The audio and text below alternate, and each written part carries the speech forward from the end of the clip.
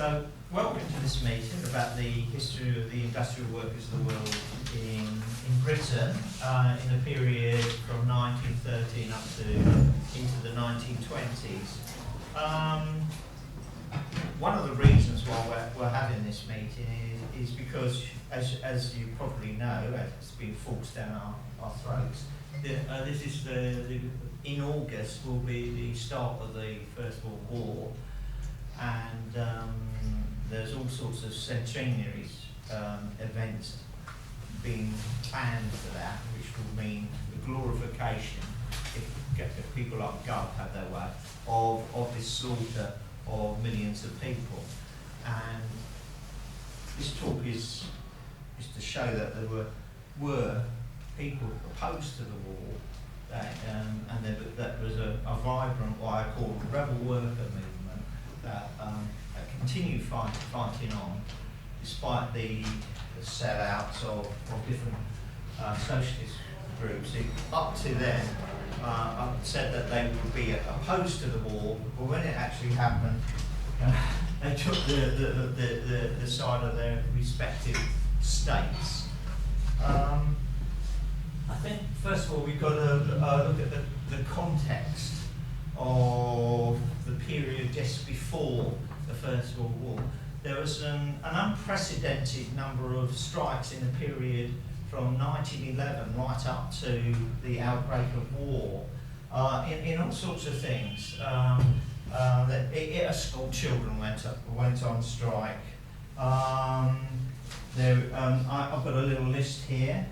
For example, just in the North London area alone, people who went on strikes between the years of 1911 to 1914 were printers, mineral water workers, carmen, coal porters, railwaymen, laundry women, white lead workers, tram men, French polishers, envelope makers, and as I already said, school children, boot makers, engineers, butchers, bakers, not sure about the candlestick makers,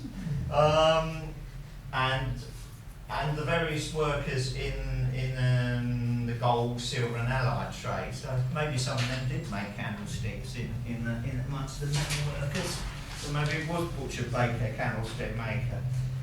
Painters and decorators as well, busmen, building workers and electricians. So there's a huge period of agitation, and I'll talk about some of the organisations that were involved in this agitation a little later on. Alongside and converging with this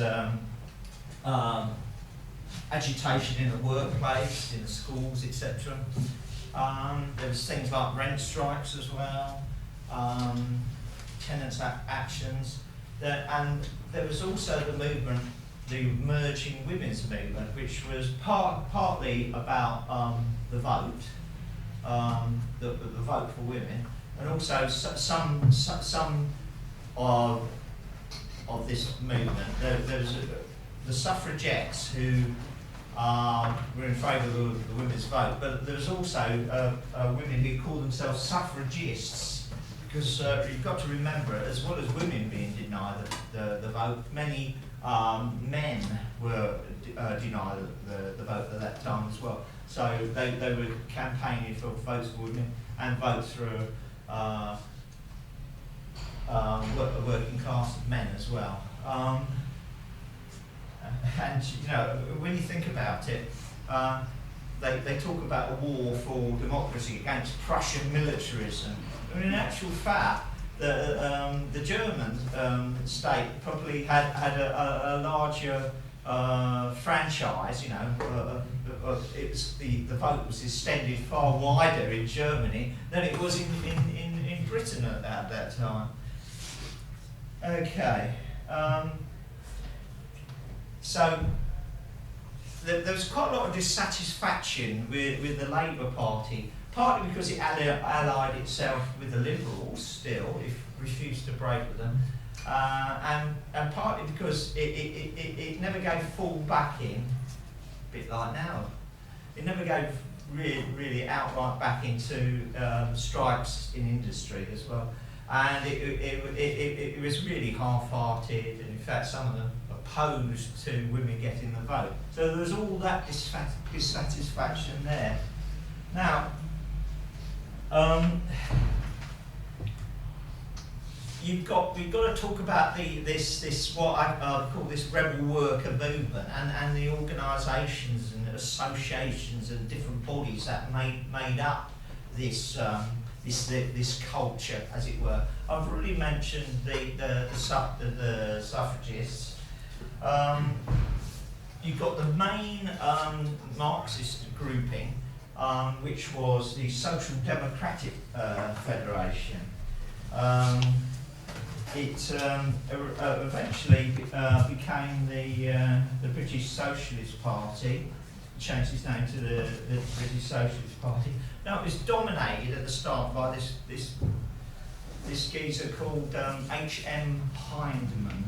He was actually a very well off member of the ruling class, really.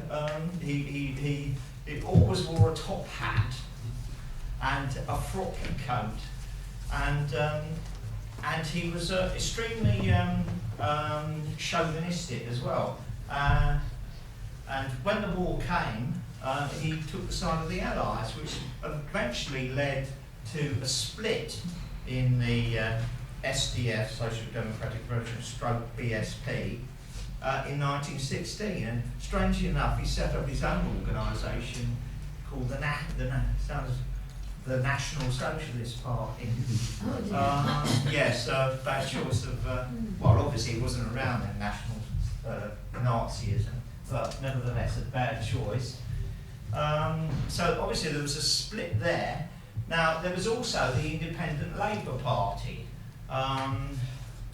and the left within the Independent Labour Party. The Independent Labour Party had been set up to represent the working class and its unions and all that. And there was a left within it, it was really a pacifist left. In addition to that, there was the Socialist Labour Party.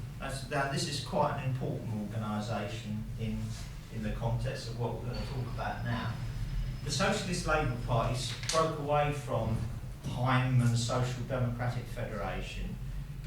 It believed in industrial unionism. It was very much influenced by the ideas of the American industrial workers of the world, which had been founded in 1906 in America. And but also it believed, unlike the mass of the IWW, who believed in direct action and who were opposed to parliamentary action and anything to do with political parties, Daniel de Leon wanted a two-pronged approach. He wanted political action and he wanted industrial action, direct action. So the British branch of the Socialist Labour Party was set up in Britain, and in many ways it was there were two main ways in which ideas about the one big union, the industrial workers of the world, spread in Britain. The first was through the Socialist Labour Party, and the second was through the flow of people coming back and forward. You know, there was quite a lot of IWW sailors, seafarers, etc. So when they came into ports, like Liverpool or the Port of London, they spread their ideas.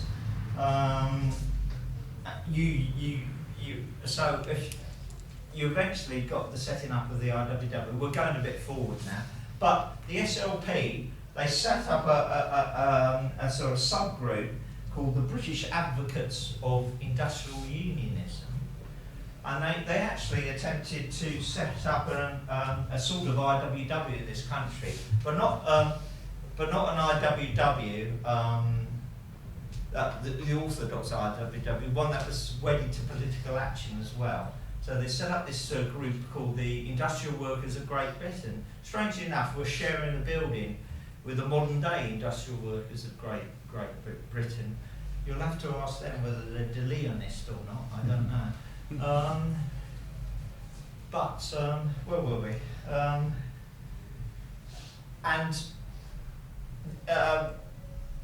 It started organising in Glasgow, and they were involved in a big strike at the Singer's sewing machine factory, which is a big place, and heavily involved in that. So there were some well-known people who later became founders of the Communist Party, like Tom Bell, were involved in that. At that time, they were industrial unionists, anarchists, all that sort of stuff.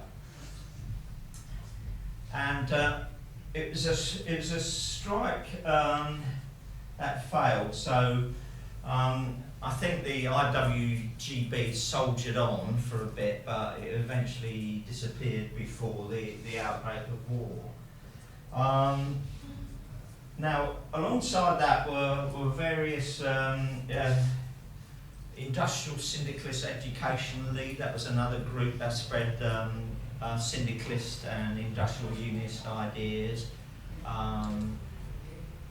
And there were a number of other bodies. Some of them had sort of particular points of difference over tactics, basically. So this is all part of the ferment of this rebel worker culture before the First World War. In addition to that, as I mentioned, there'd been one of the strikes had been of printers. And during the strike, they decided to bring out a bulletin, and they called it the Daily Herald. And it was decided eventually that they would want this to continue. Didn't want it to. There was the Labour Party was thinking of bringing out a paper as well, the Daily Citizen. They wanted it to be independent of the Labour Party and expressing the views of this culture, around suffrage, around industrial struggles, all of that. Now, does any of you know what eventually happened to the Daily Herald? It's the Sun. What did it become? Is it the Sun? It became the Sun, yeah. It's amazing, isn't it? It was a wonderful paper. It went through various stages. Eventually the Labour Party took it over in the end. But I mean, if you look at the early days, it's a fabulous paper. It supported all sorts of different struggles. It supported, like, for example, when the great Italian anarchist Malatesta, they were trying to deport him from Britain. It played a really big mobilising role in that campaign, and it was successful. He wasn't deported. And it spoke about all sorts of different things. And so, unfortunately, in the end, it was sold off, and then eventually Murdoch bought the thing, and it was changed its name to the Sun, and then Murdoch bought it, and that is what it is. It's really sort of quite tragic, really. About this great paper that was a sort of tool of working class struggle has now become this. I can't even speak about it. The building where it was printed is just down the road. It's still there. It's gentrified flats now, but it's just down there on Tudor Street. Anyway, it was decided to set up local groups of supporters of the Daily Herald. So this became the National Daily Herald League. And so it included a lot of people who were involved in all of these struggles. They might not have all been involved in the same sort of struggles. They might have been just involved in suffrage or something like that, or industrial struggle. But they all sort of cohabited and helped each other. And so, there were groups all over Britain. Lots of them in Scotland, lots of them right through Wales and England as well. In addition to that, there were groups like the Clarion societies. Now, the Clarion was a paper that had been set up with this guy, called himself a socialist, called Robert Blatchford. He himself was very much into merry old England, all of that, and when it came to it, he was a supporter of the war. But in general, the actual membership of these Clarion fellowships were the same sort of people that were involved in, and there was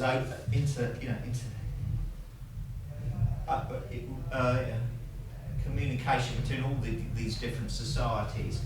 And as well as the Clarion Fellowships, there was things like Clarion walking clubs, Clarion cycle clubs. You know, cycles were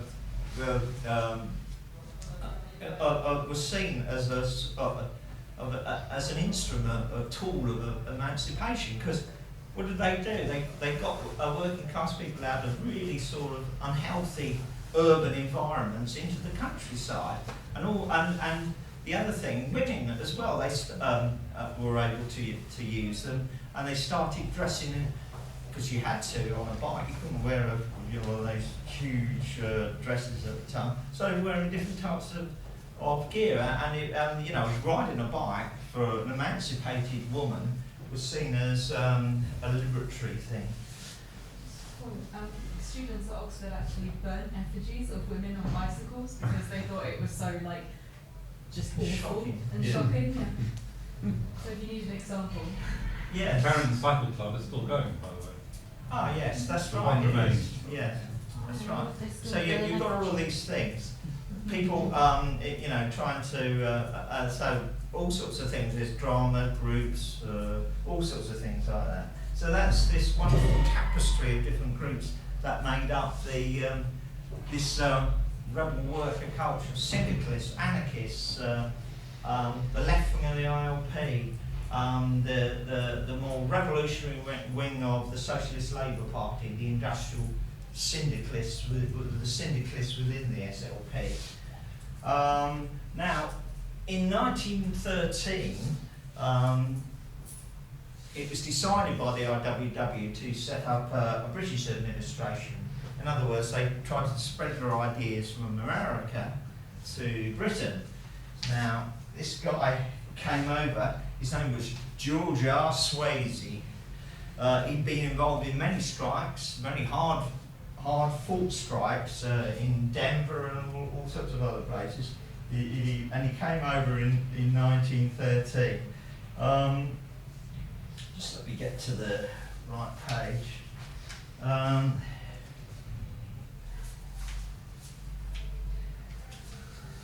So he linked up with the Herald League just before the war, and he spoke in all sorts of places.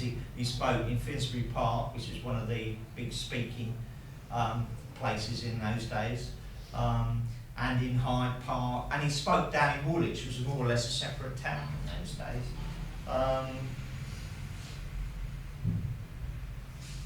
And he could actually speak for 5 hours at a stretch, and quite amazing. 5 hours at a stretch, and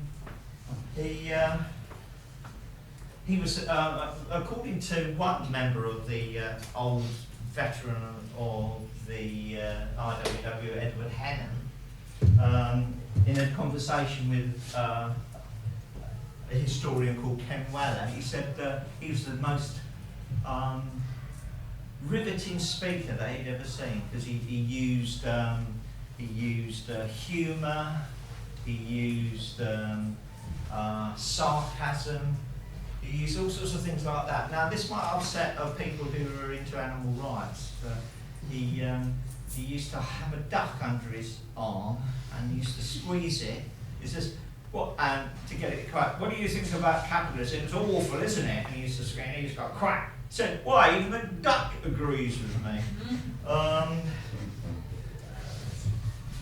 Okay. Just going to have a drink of water because my throat's kind of dry.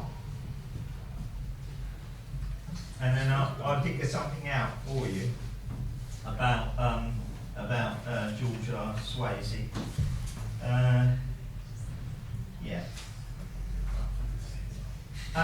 Joe Hill referred to Swayze as Joe Hill, one of the great martyrs of the IWW. He was shot by firing squad in Salt Lake City, and most of you know about the Ballad of Joe Hill, popularised by people like Joan Baez. Yeah.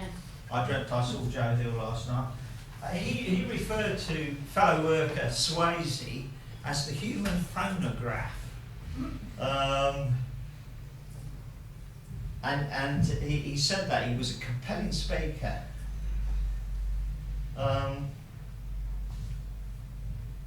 As I say, he used to speak on Hyde Park Sunday nights, and he was described in this guy called R.M. Fox's book. It's one of the books I've used as reference in this talk. He wrote this book called Smoky Crusade. He said he described him as a dark-haired young man vibrating with energy who nearly jumped over the platform in his vehemence, and he taught the audience to sing songs like the good old IWW song Hallelujah, I'm a Bum, which was written by Haywire Mac McClintock, another fine old IWW. He should try to get hold of a CD of his songs. Actually, I've got one at home. He also composed the Big Rock Candy Mountain, and that was popular. Huh? Do you have the name again? Haywire Mac McClintock. Thank you. In the who's seen Brother? What's he called? Brother? The actual his version is played is part of the soundtrack. But he never came to Britain, unfortunately. It was just George R. Swayze.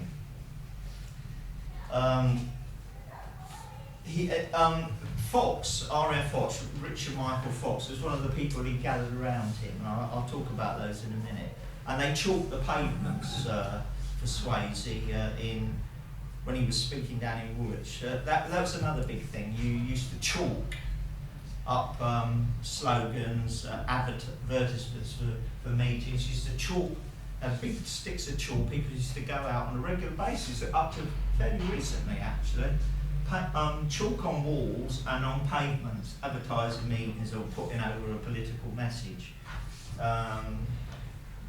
It's a thing of the past now. But Fox said about him that he didn't know much about socialist theory, but he certainly had an idea of class war. And he used to say, when he was speaking on his pitch at Woolwich, down in Woolwich, he said, "Every inch of fat on the boss's belly means another wrinkle in yours. Waiters, put oil in their soup. Dishwashers, break their dishes. Stop their machines, put sand in their bearings, put nitric acid on their hops, shrivel their crops." So he was really into the old IWW watchwords of direct action, class war, and sabotage. All of those things that the IWW was famous for. You know, one of the symbols of the IWW was the black cat with its back up. There was the black cat of sabotage that would paralyse the bosses, bring their system to a halt with a mass strike of all the workers. Okay. Now, some of the people he gathered round him, apart from was Richard Michael Fox. He was born in Leeds and he trained as an engineer. He came to London. He was unemployed for quite a lot of the time. Eventually, he became one of the first members of the IWW in Britain. He later he was a friend of another member of the IWW, an Irishman called Henry Lynch. And through Henry, who died very young, he had TB, so he died not long after the IW was founded in Britain, unfortunately. Fox married his sister, Patricia Lynch, who was a very famous Irish children's story writer. They got married and they went off back to, I think R.M. Fox moved to Dublin in the 20s. He's famous as a writer about James Connolly. He wrote a book about the Irish Citizens' Army, all of that sort of stuff. But you know, also he wrote this book about his memoirs of the period, Smoky Crusade. Now, another person who was involved was a guy called Bonar Thompson. He made a living by giving recitations, and he spoke as an orator in Hyde Park. And obviously, in those days, some people actually made a living from speaking. He always had a collection at the end, and he managed to lead a precarious existence. He was very Shakespearean, as it were. He knew a lot of quotes. And later on, he put on one-act plays and all that sort of stuff. He dropped out of the movement, but he was a fixture in Hyde Park. He was known as the Hyde Park Orator. In fact, one of his books was called The Hyde Park Orator. And he carried on. He dropped out of politics, as I said, in the 20s. Although apparently he had a nostalgic yearning for the good old days, because he did actually get involved in this thing called the Malatesta Club, which was this anarchist club that was set up in the 1950s in London. Very interesting. I've read an article about that as well. And he got involved with that, and he used to put on plays and recitations there as well. But that's another story.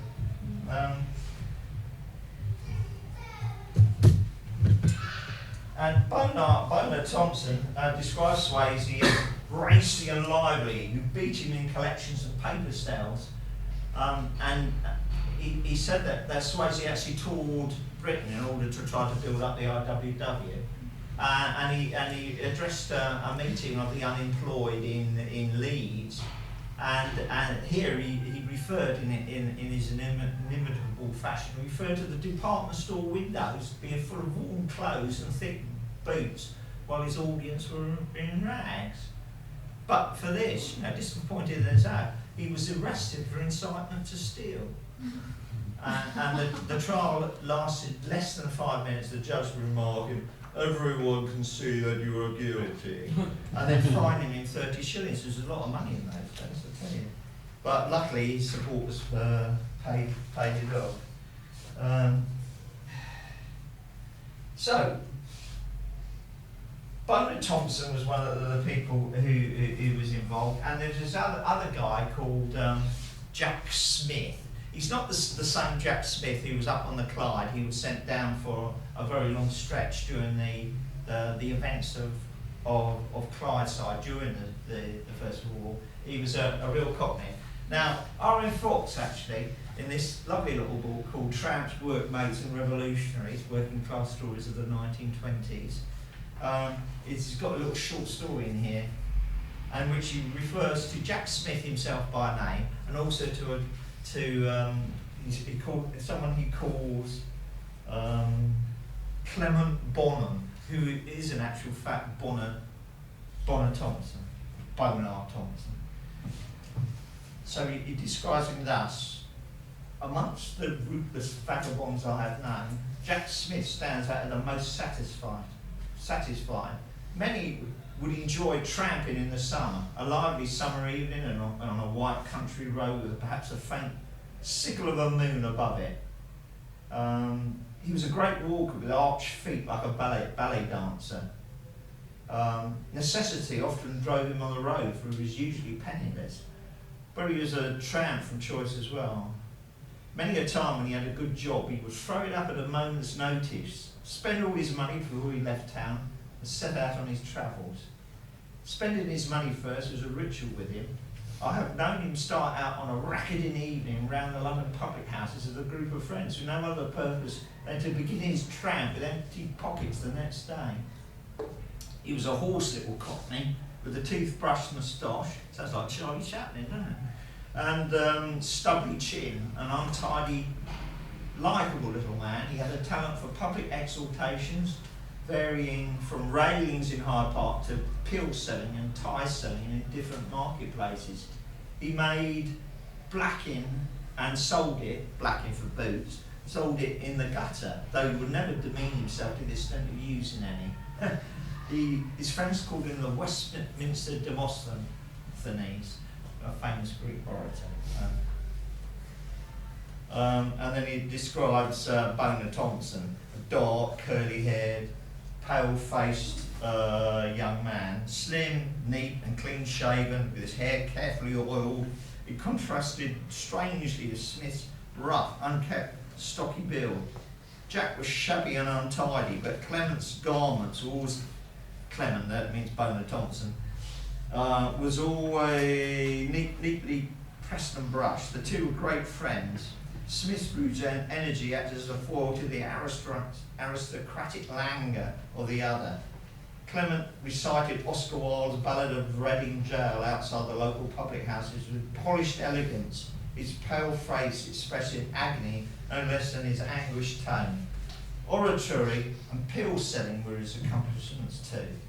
So, you've got these really colourful characters. Jack Smith, carrying on the famous hobo tradition. Now, I mean, many IWW were migrant, they've moved from migrant workers who moved across the United States, riding the rods of the trains or in the boxcars, going from one harvest to another, all of that sort of thing, and spreading the ideas of the IWW with them. Now, another one, I mentioned in the talk about a bounty of booksellers, because 3 of the people who were involved in this all ended up as booksellers. Now, one of these was Harold Edwards. He became a bookseller later on, and he dropped out of the IWW, he dropped out of politics, and he became a professional bookseller. And he's written a memoir which was unpublished up to recently, but I managed to persuade the person who conducted the interviews with Harold Edwards to eventually get it put online, so you can actually view his memoirs at LibCon, A Revolutionary Youth, I think it's called. So look it up, Harold Edwards. He was another Londoner. He was born in not far from here on the Theobalds Road in 1900. He became an anarchist at the age of 14. And he was one of those, when he became liable for military service in 1918, when he was still an IWW, he went on the run. He was also a strong supporter of the Herald League as well. So he's one of these whole lot of people who set up the branch, the London branch of the IWW. Many of the core members were members of the Herald League as well. Swayze went back to America in just before the outbreak of war, but the IWW carried on. Now the IWW took a very strong anti-war line, both in America and here. Now another of the people, we'll have a look at him in a minute. Oh, before he went back, he took part in the. How do I get this going? There we go. He took part in the international. I think he's one of the people on the table there. If you can just barely make them out. He took part in the International Syndicalist Congress that was organised by some British syndicalists, and it was attended by people, syndicalists from all over Europe, and he attended it. He couldn't attend it as a delegate because there were troubles inside the IWW at the time between those who wanted centralising within the IW, sounds like now, and those who were in favour of far more looser grassroots organisation. But he did speak at it, and he spoke in a fiery way at it. You can just make out there, there's just, they're all men, by the way. There's one woman there, that's Lillian Evelyn, very interesting person, by the by. She wasn't in the IWW as far as I know, but she was an anarchist, very liberated woman, and she set up one of the anarchist schools, free schools that existed there were quite a few of them that existed in London and other parts of the country What was as her well. name, sorry? Lillian Evelyn, or sometimes Evelyn Lillian. She changed her name sometimes. What was the date of the Congress? 1913 in London. So he spoke of that. Okay.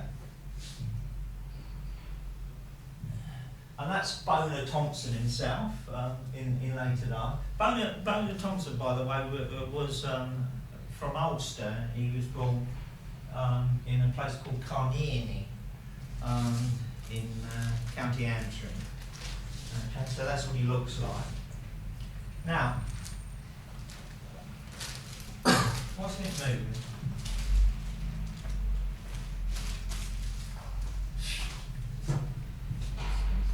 Here we are. That's Albert Young.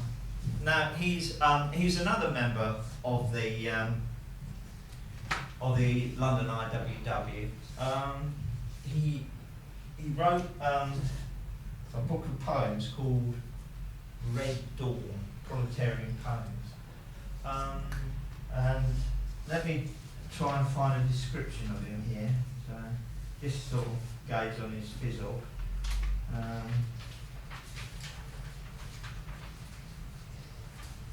Unfortunately, he was, as well as being a poet, he was a meth drinker. So Harold Edwards mentioned that he was often quite stupefied, and probably he died in extreme poverty because he was blacklisted, but also because of his meth drinking. He died in 1924. But his book was very, very, very popular. Yeah, I mean, it was popular on Red Clydeside, and there was a magazine called Red Dawn that was set up there. So he had a huge influence on the Glaswegian working class as well. Let me find a description of him, if you just bear with me.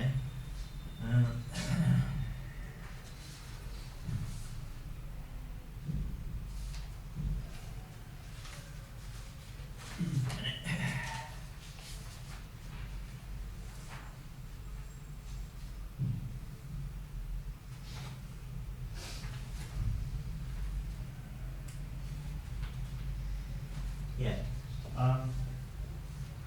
And the book Red Dawn was called A Book of Verse for Revolutionaries, for revolutionary others, and it was originally published by the North London branch of the Herald League, so he was another Herald Leaguer, and it was published in September 1915. It's also, as well as being very popular in Scotland, in Glasgow, it's very popular amongst the workers in South Wales, amongst the miners and steel workers in South Wales.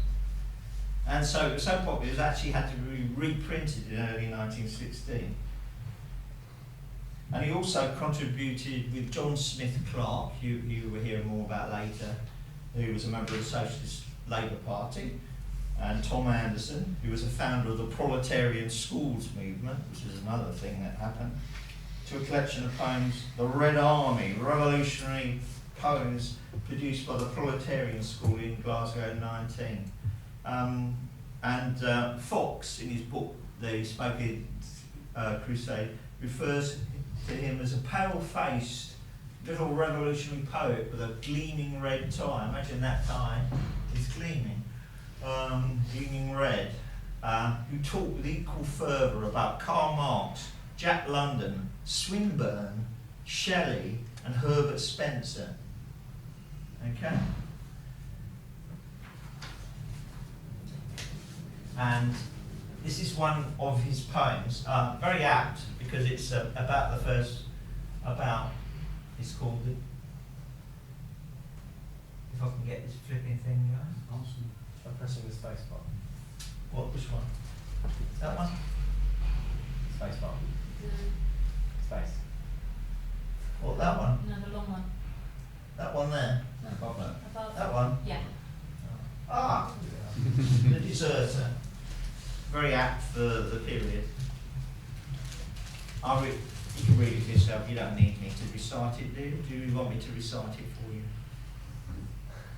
I'll read it. Okay, it's always nice to have poems read out. I'll read it then. I refuse to murder or maim this man, my brother, or soil my soul in the smoke of war's red smother. I refuse to kindle the flame that shall burn this city, so my heart be murder-stained and dead to pity. I refuse to obey your command. I have no duty other than love of life and love of beauty. Though you riddle my body with lead, still I'll be grateful. When I'm gone and you're left behind, pursuing and hateful, I fly with the wings of the wind and a hope surprising, and reach a haven at last as the sun is rising. And here to the night chase fall I sleep in gladness. Then up on the dark rough road to my home of sadness. Hard on my tracks snarl the hounds of hell's own breeding, but again I'm gone and roadways neath me speeding. Soon my garb of shame sunk to the depths of the river, and dressed in the clothes of a man I offer thanks to the giver. For I will not murder or maim this man my brother, or sink my soul in the slime of war's red smother. I'll get away if I can, and in more peaceful regions I'll live and love and forget war and its murdering smother. I think the last word should be legions, to rhyme with regions. What? The last word should be legions. Yeah, that makes sense, doesn't it? Because it rhymes with region. I know, brother smother. Regions. Many of the London IWW members are actually suffered for their opposition to the war. So R.M. Fox spent about 2 years in a camp of conscientious objectors up in Scotland, and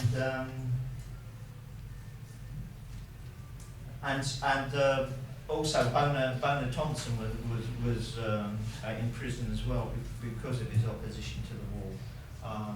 You've got to remember that when the war did break out, many of those who were opposed to it were hounded. And we'll talk about the operations of the British state later on, how they tried to infiltrate the movement, the anti-war movement, tried to weaken it. They put in police spies, a bit like now and again, isn't it? And we'll talk about later on about the very first operations of what was MI5. Strange, it's rumoured, strange enough, do you know about this, Mark? Do you? About this? The building. The building. Yeah. See where that boardroom is there?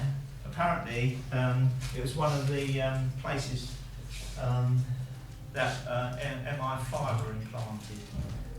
So we were very close to where they used to have one of their offices. That area there, that's where Punch used to be in the 19th century before that. So Yes. it's a bit more humorous perhaps. All right.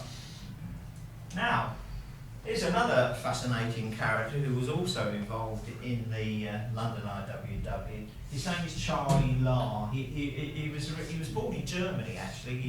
He was a great man. I never actually met him, but I knew people who knew him, and he they had all these sort of colourful stories about it. He also eventually became a bookseller, and because both of his opposition to the war and because he was a German, he was interned throughout most of the war.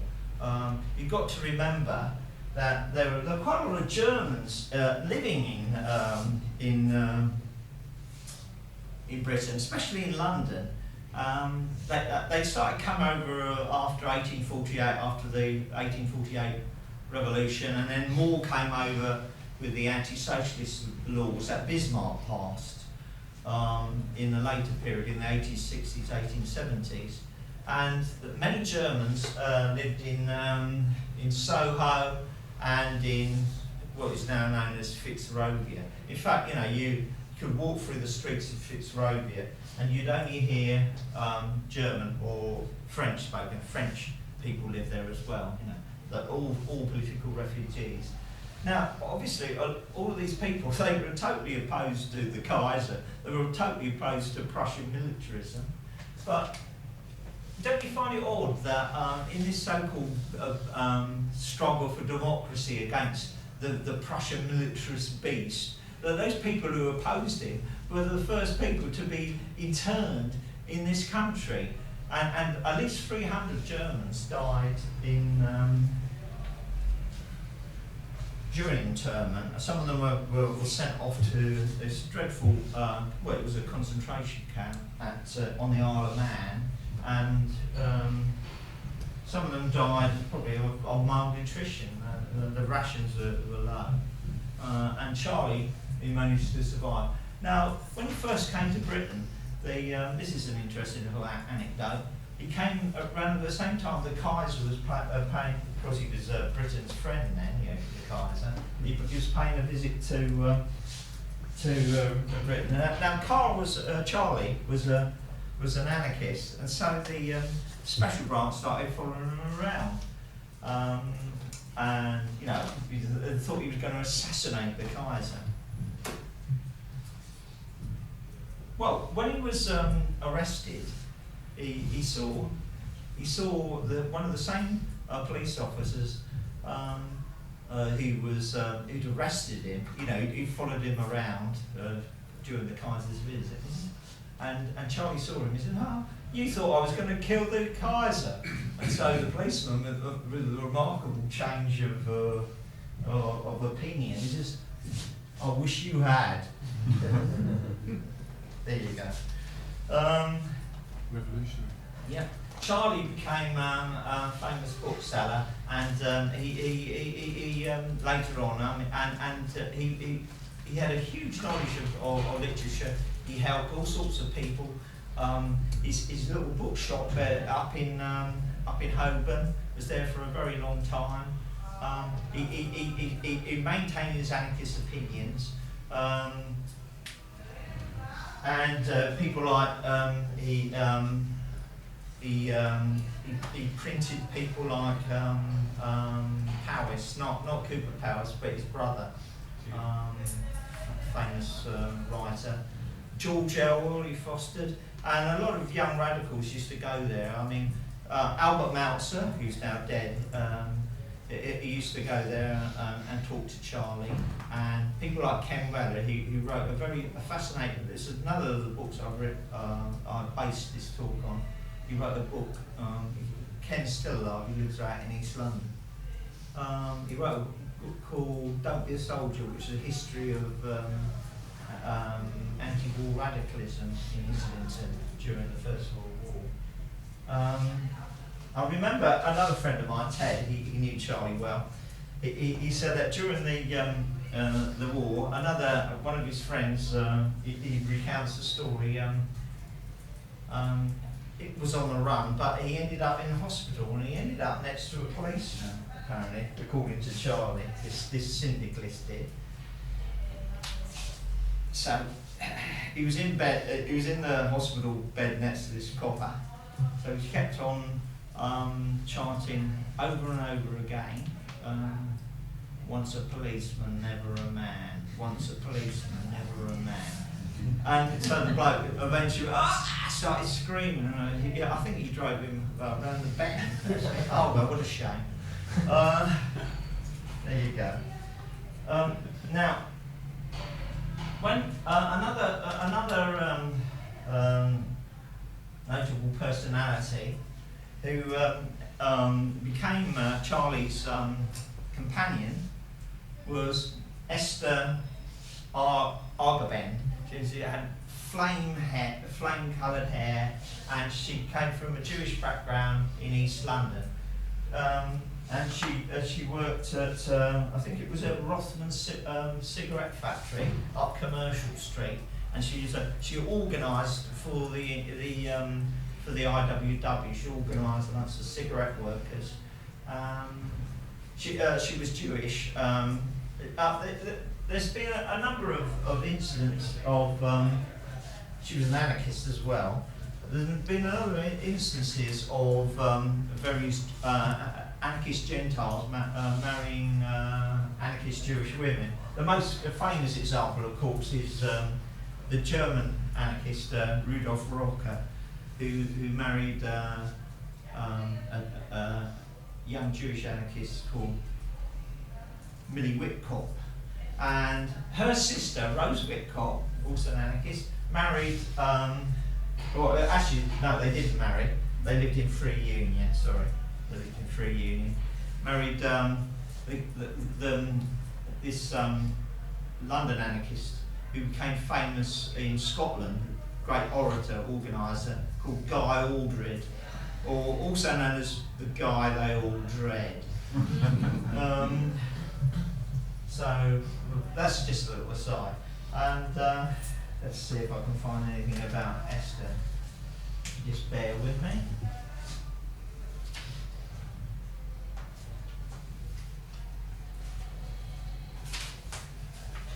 I need to rest my voice anyway. How am I doing time-wise? How long have I gone on so far? Coming up to the hour.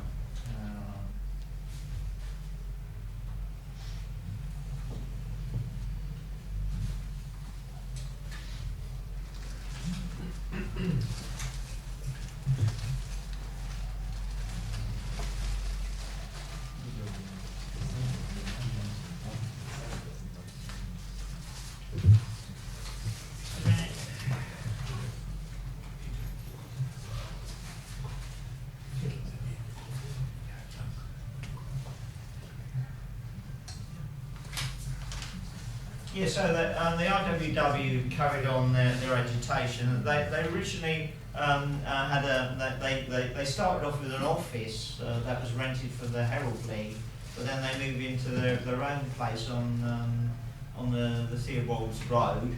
And later on, once they started growing, actually, Harold Edwards in his memoir says, "Oh, well, there was only really 20 people in the branch."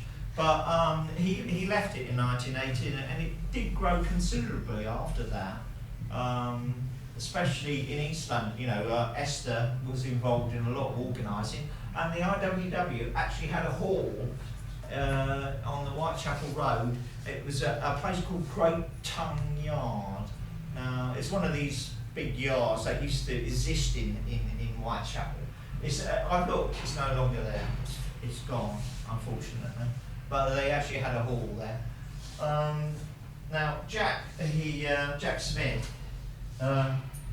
he used to regularly speak in Finsbury Park, and once he gave a talk on sausages, a most brilliant talk on sausages, according to Harold Edward. He said that they were what workers had to eat. In fact, rather in praise of sausages as a working class delicacy. He was highly amusing, couldn't speak on anything.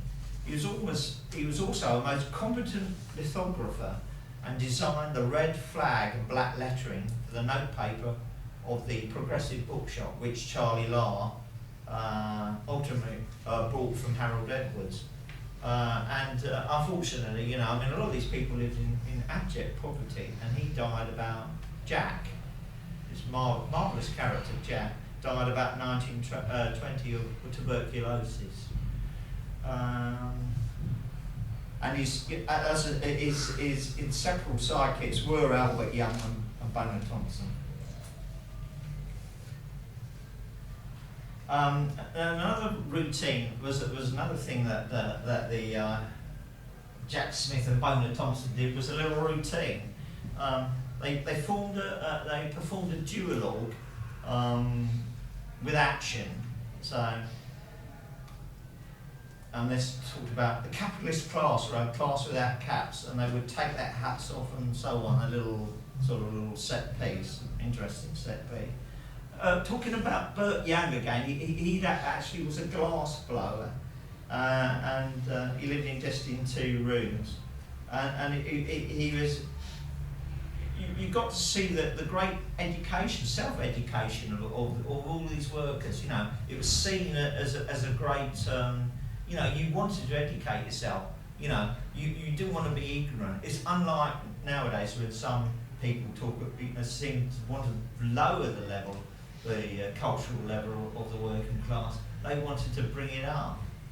And so he was able to talk about Wilde, Oscar Wilde, talked about Whistler, the painter, James Hunniker, the American cricket. Right, now we'll talk about the infiltration of, everybody's got a boo when I bring his picture up, this geezer. Boom. Alex Gordon. Now, Alex Gordon was a police spy. He apparently worked for the Leicester paper, but he'd been put in Broadmoor as criminally insane on 2 occasions, and he had a huge criminal record as well. And he was employed by a unit of MI5 working to the Ministry of Munitions. Actually, the Ministry of Munitions, obviously deeply involved in the war, was actually trying to break the anti-war movement, because it grew and grew as the slaughter became more apparent. Opposition to the war increased, especially when they started introducing conscription in 1916. And he infiltrated the Communist Club, the old Communist Club, which was on Charlotte Street. This was the old Communist Club that had been there since the 1840s. So people like Marx and Engels, Wilhelm Whiteley, and all of those people from the old Communist League days have been involved in it. He infiltrated that. There's a raid there, and he joined the IWW in London. So there was a raid, and he was trusted there, and it even got him to draw a plan of the building, and that was raided as well. That the worst thing that he did, he was obviously, he's paid for results. He was paid for results, so he conjured things up, So he went up to Derby, and this is quite a famous incident. He involved himself into a family. There was this big family called the Weldons. Annie Weldon was this mother. Very working class family. They were all socialists. They were all atheists, and they were all vegetarian as well. And they were very strongly against the war. Now, the son, Will, was a member of the Socialist Labour Party. He became a conscious objector, and he went on the run. The Weldons operated a system in which they passed conscientious objectors around the country and tried to get them out of the country as well via Liverpool. He came up to Derby, and he ingratiated. He said, "I'm a member of the IWW." "Oh, well, that's all right then." And then he got them to buy poison, curare. Now, it was meant. He's a provocateur, basically. It was meant to be used they were trying to get conscientious objectors out of a prison camp, so they were going to poison the dogs to get them out. And they said, in fact, the poison was meant to be used on the Prime Minister, Lloyd George. Yeah. So Alice Weldon, the mother, she was sent to prison for a very long time. She went on hunger strike, and Lloyd George let her out after about a year. But the hunger strike had ruined her health, and she died not long after the war during the Spanish influenza outbreak, which killed millions of people around the world. So she's been weakened by the war, and many of her relatives, her sons her daughters and her son-in-law, they were sent down. So, and the prosecution refused to let this guy, Alex Gordon, that wasn't his real name, he had all sorts of other names as well. They refused to let him act as a witness because they knew if he appeared he would discredit the case. But I mean, Alice was sent down.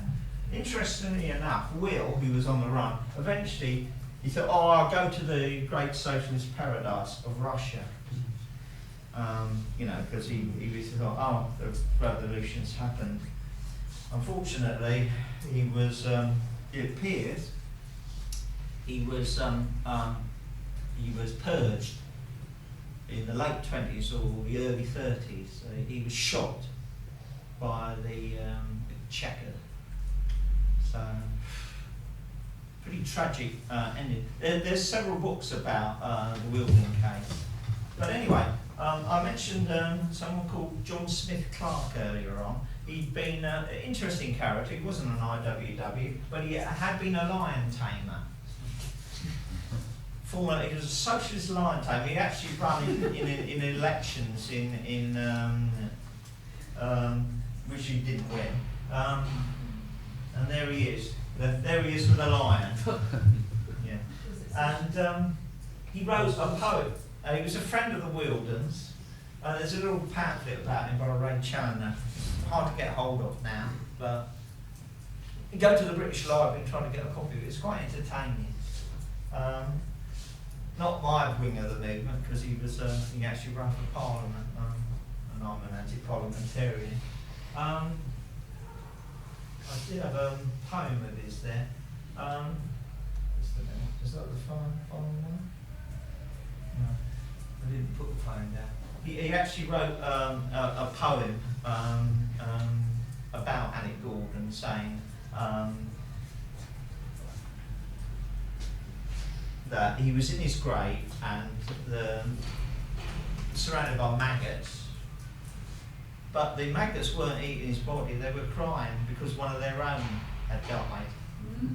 Quite a hard-hitting poem about this scumbag. He was actually like another informer in previous times. There's this famous police spy who infiltrated Chartism back in the 19th century. He had to be smuggled out of the country because people hated him so much. Gordon eventually was given £100, quite a lot of money at the time, and he moved off, and he was sent off to South Africa because they had to get him out of the way. Because he started carrying on. He started moving around the country again, offering explosives and poison to other people, and it was totally out of control, you know. As I said, he was paid by result, so he manufactured things in order to make the money. And you know, this is one of the first acts of MI5, and they carried on in that spirit ever since. Okay. The IWW in other parts of the country. There was quite a strong Glasgow branch, but I've not discovered much about it. There was a very strong Liverpool branch, and one of the members of the branch was this guy called George Garrett, and he was a great proletarian novelist. He wrote some of the collected works here. It's worth a read. He's a good writer. Now, two other members of the branch were Jack and Will Braddock. Now, some of the older members, older people here might remember the Braddocks. And what do you think of when you think of the Braddocks? Bessie Braddock. Bessie Braddock. That was Jack Braddock's wife. Yeah, she was also involved with the IWW. What do you think of when you hear of the Braddocks? Not a lot. I mean, corruption, Labour Party corruption. That's right, yeah. They carried on into the 60s, I think into the 70s. It was sort of bossism, you know, basically patronage. You know, you got jobs in with the council if you supported the Braddocks. They'd originally started out as revolutionaries, he travelled at a Jack. He was a big man, and he always wore Stetson, from his time in America, where he found IWW ideas, and his brother set up the Liverpool IWW. They had their own club as well, and they smuggled conscientious objectors out, and they smuggled revolutionary literature in as well. Another member of the branch was this Swedish seaman, who I'll talk about later, called Gunnar Soderberg. Towards the, as I said, some of the IWW were in prison because of their anti-war. They spent, or their anti-war position. They spent much of the war in prison. There were others who carried it on. The IWW did start growing by the end of the war, but by 1920, I think there's quite a few members of the branch. If you look at it, they were actually found. They were dazzled by what they thought was happening in Russia. They thought a revolution had taken place. Well, it had, but it was the Bolsheviks. They thought the Bolsheviks were a party that represented the real interests of the working class. And so, like in most countries of the world, many syndicalists and anarchists, industrial unionists, became founder members of the Communist Party.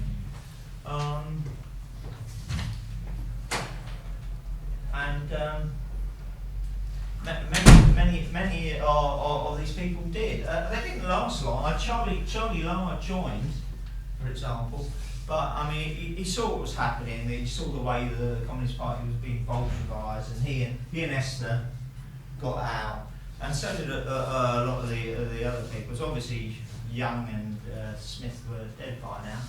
Thompson had dropped out of politics.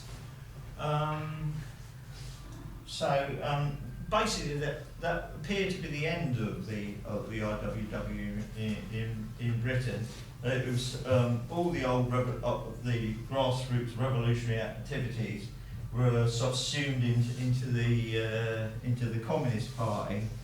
Now, one relic of IWW politics was there was, as I mentioned, Harry or Gunnar Soderberg. He came down to London and he was involved in unemployed activity. You've got to remember, just after the war, there was a period, he didn't solve the problems of capitalism, and there was mass unemployment. So, as a result, there was this movement that was set up as a national union of unemployed workers committees. So that was what it was called, National Unemployed Workers Committees Movement, that's right. And originally it was a grassroots thing, but it gradually became dominated by the Communist Party. Now, Harry Soderberg, he rebelled against this, and he got really fed up with the way the unemployed workers movement was being run, and he was one of the people who set up this breakaway movement, which actually grew to quite large proportions in late 1923, 1924, called the Unemployed Workers Organisation. It was built around the ideas of the IWW. They're talking about the one big union, all of that, and it was affiliated to Sylvia Pankhurst's organisation. Sylvia had organised in the East End of London with the Women's Suffrage Federation, which eventually, and the Women's Dreadnought, which was their paper, which became the Workers' Socialist Federation, WSF, and it had a paper called Workers' Dreadnought, and it stood for direct action, anti-parliamentary communism. And at the beginning, she'd been one of the groups that had gone into the various groups that had merged to form the original Communist Party. But she was, Lenin ordered the Communist Party to affiliate to the Labour Party, and a lot of people didn't want to have anything to do with it. Even at this stage, the Labour Party was tainted, so they came out. So they were affiliated to that, and it was amazing the war of slander that was operated against Harry Soderbergh. He was called a police spy. You know, no evidence of that whatsoever. And eventually, the Unemployed Workers Organisation finished. So probably that's the last gasp of the IWW in Britain for quite a long time, until obviously its revival in the present period.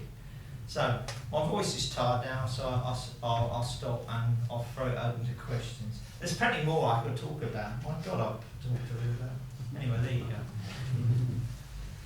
So just ask me whatever you want. Does anyone have any questions?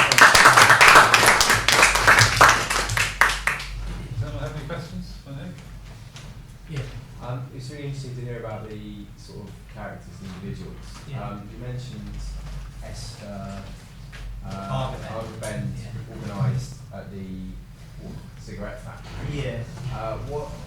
And then there was Unemployed organising. Were there any other big organising drives? Well, you've got to remember they were working under very difficult conditions. Yeah. So there was police raids, all of that sort of thing.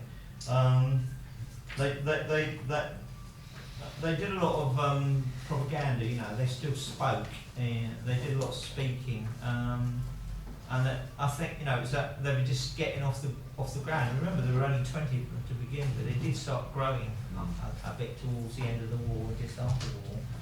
But as I said, by that time, and they all went into the Communist Party, unfortunately, or most of them did. Okay. They did. One of the things they did was Jack Smith was involved in this. They print their own money in the most exotic, lurid colours, designed and printed by Jack Smith. And so it had no money, and to raise funds, the branch had no money. To raise funds, members would buy these notes, which are to half a crown, 5 shillings, 10 shillings, and a pound denominations being produced.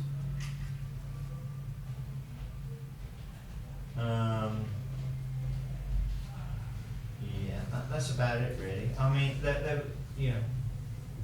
that's all I know, really. It's difficult finding what I did, So I relied on Boner Thompson, and I relied on Harold Edwards' memoirs, and I relied on Oren Fox's memoirs as well, and whatever else I could find in papers of the period, and Ken Wells' book as well. You mentioned the IWW presence in Liverpool and Glasgow. Yeah. Were there any Leeds? Right? Were there any other? There was Hull as well.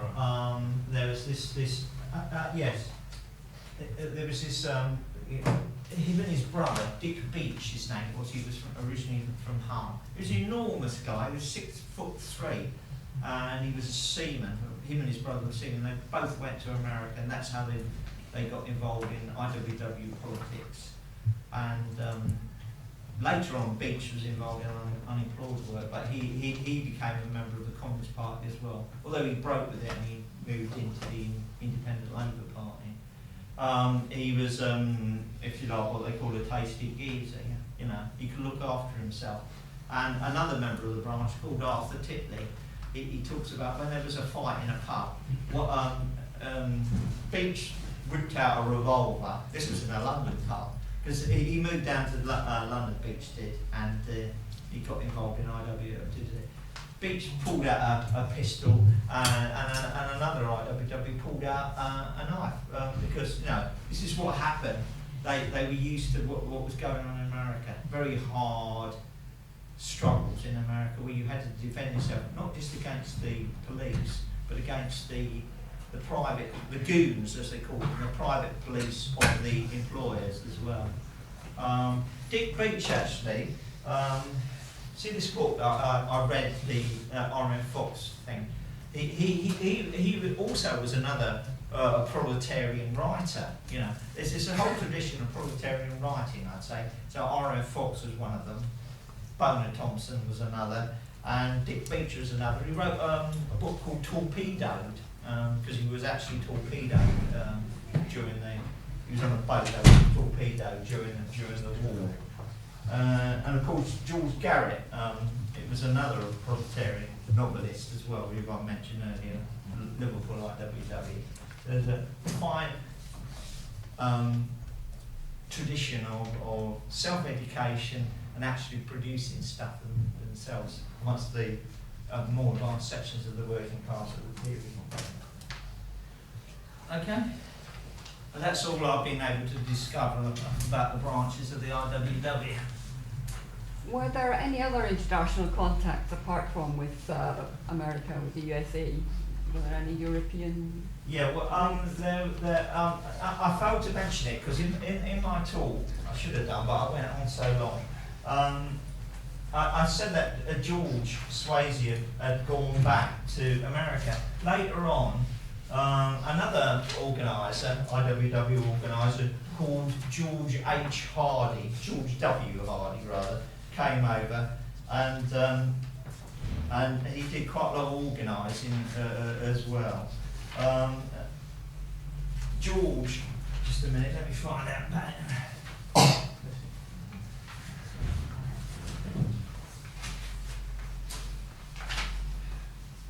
George was actually not American. He was born in East Yorkshire, but he'd emigrated like so many people did during the various depressions that took place. He was the son of an agricultural labourer, so a peasant really.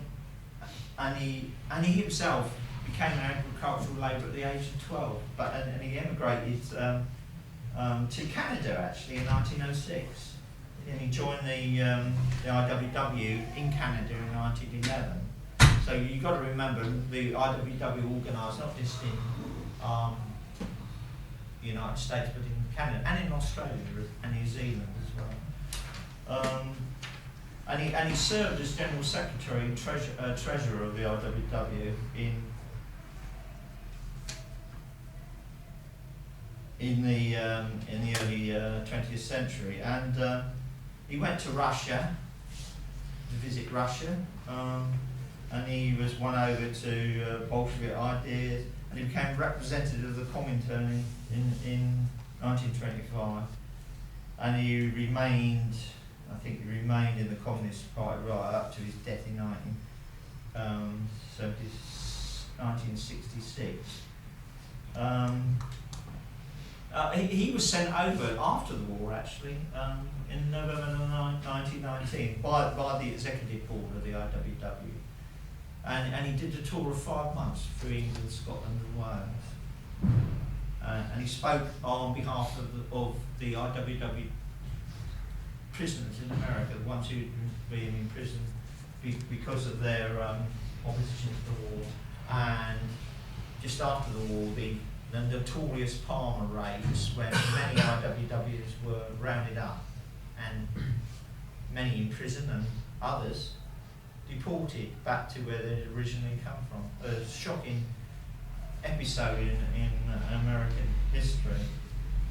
And so he did a tour, and he had contacts with what was left of the IWW in Britain, and he did a great deal to create an atmosphere of goodwill towards the IWW in Britain because of his tour. Okay? Yeah. Yeah, you mentioned the Sylvia Pankhurst and the Workers' Dreadnought. I just thought I might tell those who don't know that the Workers' Dreadnought was printed by an anarchist called Sylvia Courier later.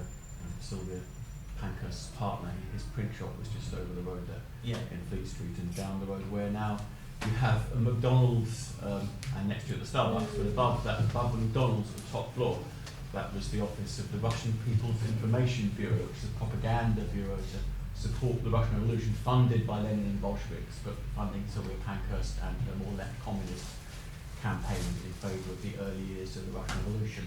And then the office below that was where they printed the Workers' Dreadnought, because when you publish a proper national newspaper, you had to be in Fleet Street, but again funded by Lenin and Bolsheviks. This is the period after the First World War, so it's sort of quite. And in the context of the Wobblies and everything else, it shows this huge richness of the left in Britain in this period, in the First World War, 20s, 30s. But it raises the question, which is why is it that it's the Communist Party and then the Labour Party that the official trade unions that survive right up until almost recently in different forms. But this more radical tradition does have a habit of dying out. Hopefully it will revive, but it does have a habit.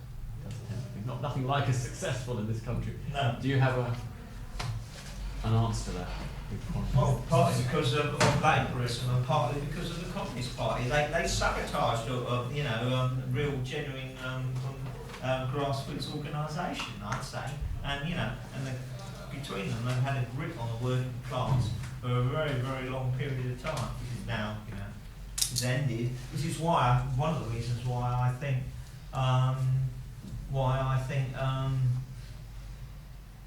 these movements are sort of starting to emerge again because they don't have that death grip on them anymore. There was some continuity with individuals anyway, because Silvio Yeah. Corio, Yes. Sylvia Pankhurst's partner, Yes. maintained contacts with the syndicalist movement in Britain, such as it was, right through to the 1950s until his death. Yes, that's right. He was corresponding with the Syndicalist Workers' Federation, Yes, which that's was right. in the 1950s and 60s the British affiliate of the IWW. That's right, yeah. I've written a biography of Sylvia, Oh, really? which you can get on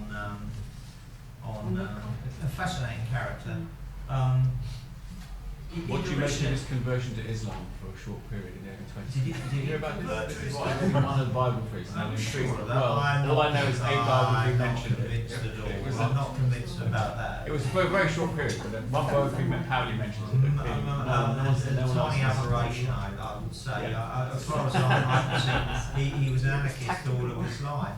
He did have, at the beginning of the First World War, he did actually support the war. Then he, a little way in, he said, "Oh my God, what a ridiculous mistake I made," and he recanted and he started going on anti-war tours and everything.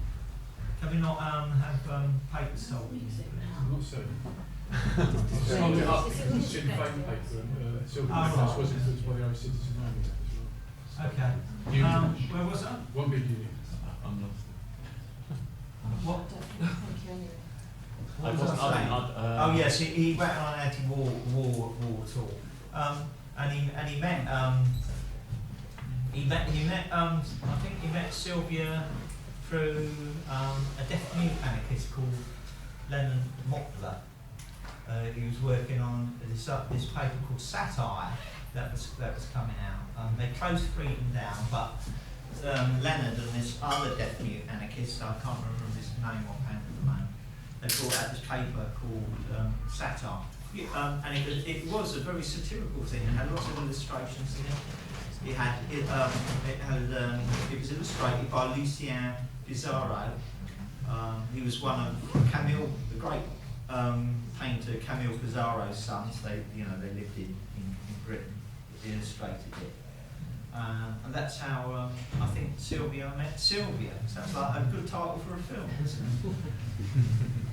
Right, if I want some wine, let me know. Yeah. After some. You can keep answering questions. Is it, so we don't have another room to go into it? It's best to do it here.